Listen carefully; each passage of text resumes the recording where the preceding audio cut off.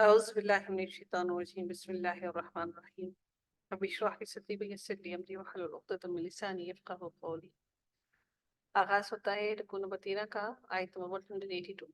اللہ رب العزت ارشاد فرماتے ہیں والذین کذبوا بآیاتنا سنستدرجهم من حیث لا یعلمون۔ اللہ رب العزت ارشاد فرماتے ہیں کہ اور جو لوگ ہماری آیات کو جھٹلاتے ہیں ہم ان کو آہستہ آہستہ سے آرام آرام سے بتدریج ان کو گرفت میں لیے جا رہے ہیں، اور ان کو احساس نہیں ہوتا کہ اللہ تعالیٰ ان کو اپنی گرفت میں لیے جا رہا ہے، ان کو پکڑ رہا ہے، ہر طرف سے گھرے ہوئے ہیں اس طرح سے کہ ان کو خبر بھی نہیں ہوتی۔ حیث لا یعلمون، کہ وہ جانتے بھی نہیں ہوتے کہ کس طرح سے اللہ تعالیٰ ان کو اپنے گھیرے میں گھیر رہا ہے، اور پھر کس طرح سے یکدم ہی رب کائنات ان پر اپنا عذاب مسلط کر دے گا۔ پھر اللہ تعالیٰ ارشاد فرماتے ہیں کہ وَأُمْلِي لَهُمْ إِنَّ كَيْدِي مَتِينٌ، اللہ تعالیٰ ارشاد فرماتے ہیں اور ان کو مہلت دیتا ہوں، بے شک میری تدبیر بڑی ہی مضبوط ہے۔ اللہ تعالیٰ ان کو مہلت دے رہی ہیں کہ وہ بھی تو اپنی تغی میں، اپنی سرکشی میں بڑھ رہے ہیں، لیکن لوگوں کو بھی یہی لگتا ہے کہ لوگ جو سرکشی میں بڑھے جا رہے ہیں، لیکن در حقیقت اللہ تعالیٰ ان کو مہلت دے رہا ہے۔ اور اللہ تعالیٰ پھر فرماتے ہیں کہ پھر جب اللہ تعالیٰ چاروں طرف سے گھیر لے اور پھر وہ اللہ تعالیٰ تدبیر کر رہا ہے اور ڈھیل بھی دے رہا ہے ان کو، اور پھر جب اللہ تعالیٰ کی تدبیر ہو جاتی ہے تو اس کی تدبیر بڑی ہی سخت اور مضبوط ہوتی ہے، پھر اس کے عذاب سے کوئی نکل نہیں سکتا۔ پھر رب کائنات ارشاد فرماتے ہیں، اللہ تعالیٰ کا پھر ارشاد ہوتا ہے اگلی آیت کے اندر کہ اللہ تعالیٰ کیا ارشاد فرماتے ہیں کہ اولم یتفکروا ما بصاحبہم من جنہ۔ اب یہ وہ لوگ جو کہ کافر ہیں، مشرک ہیں، وہ نبی کریم صلی اللہ علیہ وآلہ وسلم سے ان کے بارے میں ارشاد ہو رہا ہے کہ کیا ان لوگوں نے اس بات پر غور نہیں کیا کہ ان کے ساتھی کو، یعنی کہ نبی کریم صلی اللہ علیہ وآلہ وسلم کو من جنت، کوئی بھی جنون نہیں ہے۔ وہ یہ سمجھتے تھے، وہ بار بار یہ افواہیں پھیلا رہے تھے کہ نبی کریم صلی اللہ علیہ وآلہ وسلم مجنون ہو گئے ہیں، ان پر کوئی عجیب سی ہی مخلوق طاری ہو گئی ہے کہ وہ عجیب سی بہکی بہکی باتیں کرتے ہیں۔ تو اللہ تعالیٰ ارشاد فرماتے ہیں کہ یہ نبی ان کے ساتھ ہمیشہ سے ہی رہے ہیں، تو اب یہ کس قسم کی باتیں کر رہے ہیں کہ نبی مجنون ہو گئے ہیں، ان پر کوئی جنون طاری ہو گیا ہے۔ ان هو الا نذیر مبین، پھر اللہ تعالیٰ ارشاد فرماتے ہیں کہ وہ تو صرف ایک صاف صاف اللہ تعالیٰ کی طرف سے صاف صاف کھلا کھلا صرف ڈرانے والا ہے، اس کے علاوہ وہ کچھ نہیں کر رہا۔ اولم ينظروا في ملکوت السماوات والارض وما خلق اللہ من شیء، اللہ تعالیٰ ارشاد فرماتے ہیں کہ اور کیا ان لوگوں نے غور نہیں کیا، ینظروا، کیا وہ غور و فکر نہیں کرتے ہیں، فی ملکوت السماوات،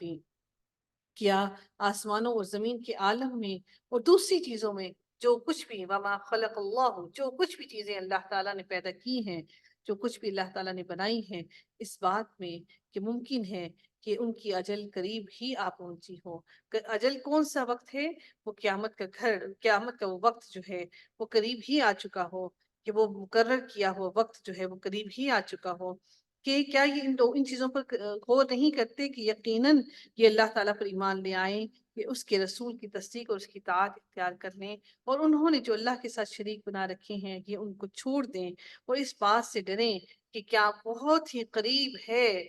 کیا قریب ہے، ان کی موت بہت قریب ہے، ان یکون قد اقترب اجلہم، کہ ان کو جو گھڑی اللہ تعالیٰ نے دے رکھی ہے زندگی گزارنے کی، وہ زندگی کی گھڑی ختم ہو جائے اور وہ موت کی آغوش میں سو جائیں، اور ایسا نہ ہو کہ موت ان کو گھیر لے اور وہ اسی کفر کی حالت میں ہی مر جائیں۔ پھر اللہ تعالیٰ ارشاد فرماتے ہیں فَبِأَيِّ حَدِيثٍ بَعْدَهُ يُؤْمِنُونَ، کہ اللہ رب العزت نے قرآن کے اندر اتنا ڈرا دیا، اتنا ڈرا دیا، اتنا خوف دلا دیا، اس کے باوجود بھی یہ اللہ سے نہیں ڈرتے اور اس قرآن پر یقین نہیں لاتے۔ پھر اللہ تعالیٰ ارشاد فرماتے ہیں کہ فَبِأَيِّ حَدِيثٍ بَعْدَهُ، کہ اس قرآن کی بات کون سی ایسی بات ابھی ان کو مزید چاہیے کہ جس بات پر وہ ایمان لے آئیں۔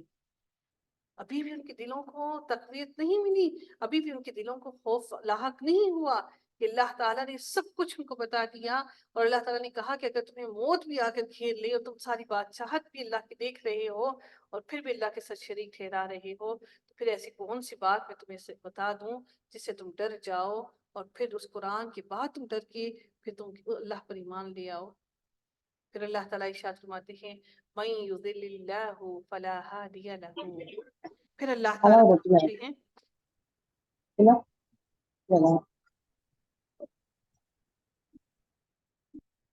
رب کائنات کا ارشاد ہوتا ہے کہ جس کو اللہ تعالیٰ گمراہ کرتے اس کو کوئی راہ نہیں دے سکتا، فلا ہادی لہ، کون ہدایت دے سکتا ہے؟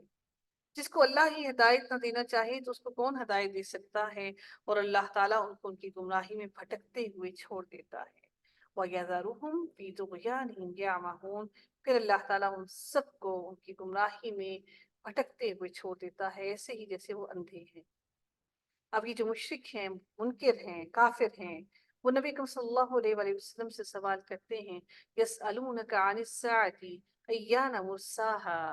یہ لوگ اے نبی اکرم صلی اللہ علیہ وآلہ وسلم کی اس ساعت کے بارے میں، اس گھڑی کے بارے میں جو کہ یکدم اچانک آ جانے والی ہے، اس قیامت کی گھڑی کے بارے میں آپ سے سوال کرتے ہیں کہ یہ کب آئی، اس کا ٹھہرنا کب ہے، کب یہ آ کر ہمارے اوپر ٹھہر جائے گی؟ تم ہمیں ڈرا تو پڑی رہی ہو، اب بتاؤ تو صحیح وہ آخر کب وقت آئے گا؟ جیسے ہم ڈاکٹر کے پاس پہنچ جاتے ہیں تو کہتے ہیں کہ بتائیں کہ کب تک اس کو وقت ہے، کب تک یہ زندہ رہے گا، مر جائے گا؟ تو وہ یہ بار بار سوال کرتے ہیں کہ آخر یہ گھڑی جو تم کہہ رہے ہو یہ آخر کب آئے گی، کب ٹھہرے گی؟ تو اللہ تعالیٰ ارشاد فرماتے ہیں قل انما علمها عند ربی، اے نبی آپ ان کو کہہ دیجئے کہ اس کا علم تو صرف اور صرف میرے رب کے پاس ہے، لا یجلیها لوقتها الا هو۔ پھر کیا ارشاد ہوتا ہے؟ پھر ارشاد ہوتا ہے کہ اس کے وقت پر اس کو سوائے اللہ کی کوئی اور ظاہر نہیں کرے گا، وقتها، اس کو اس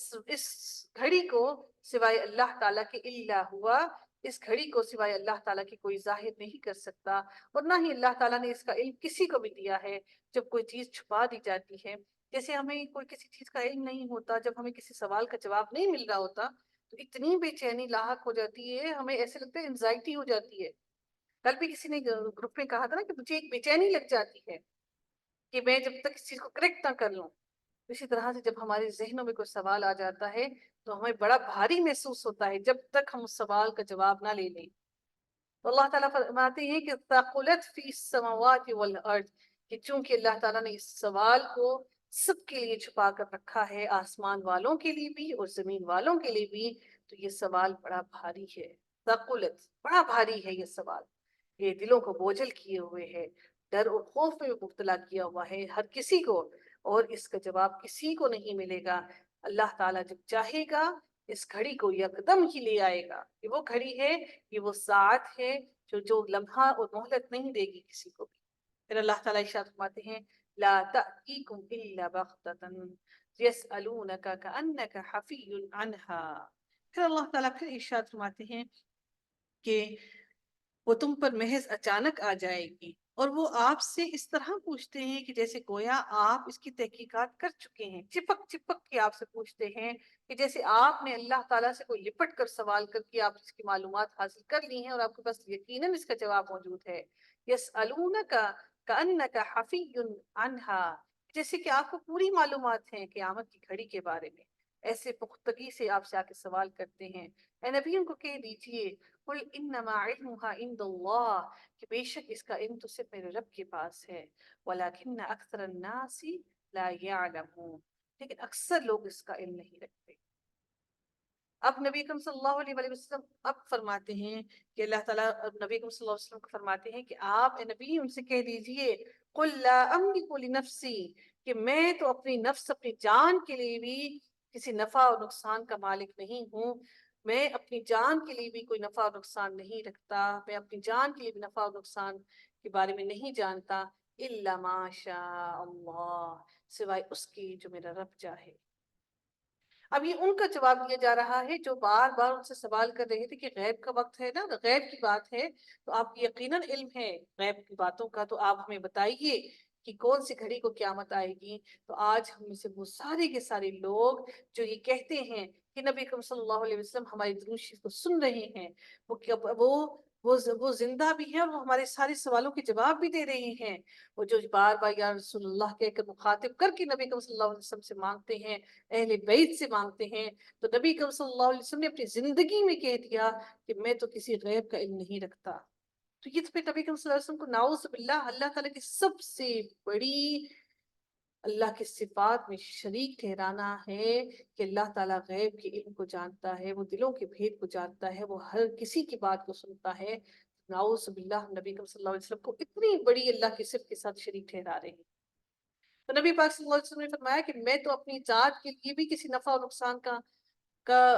مالک نہیں ہوں، سوائے اس کی جو میرا اللہ چاہتا ہے وہی ہوتا ہے۔ وَلَوْ كُنْتُ عَالَمُ الْغَيْبَ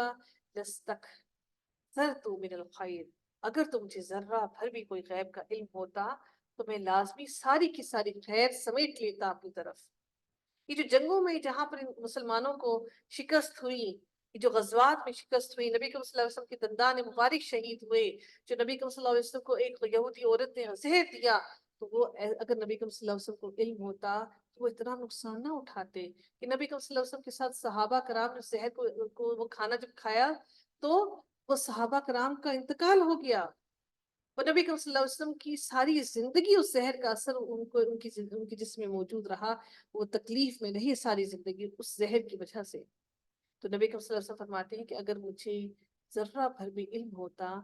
غیب کا تو میں ساری خیر کو سمیٹ لیتا اور مجھے ذرہ بھر بھی کوئی تکلیف نہ پہنچتی، کوئی مجھے تکلیف چھوتی ہی نہ۔ ان انا الا نذیر و بشیر لقوم یؤمنون، میں تو صرف اور صرف اللہ کی طرف سے سوائے ڈرانے والا، یعنی کہ اللہ کی خوف، اللہ کی تعالیٰ کے غضب سے ڈرانے والا اور جنت کی خوشخبری دینے والے کے علاوہ میں کچھ نہیں ہوں، صرف اس لیے کہ تاکہ یہ قوم ایمان لے آئے، تاکہ یہ قوم مسلمان ہو جائے، تاکہ یہ قوم سمجھ جائے۔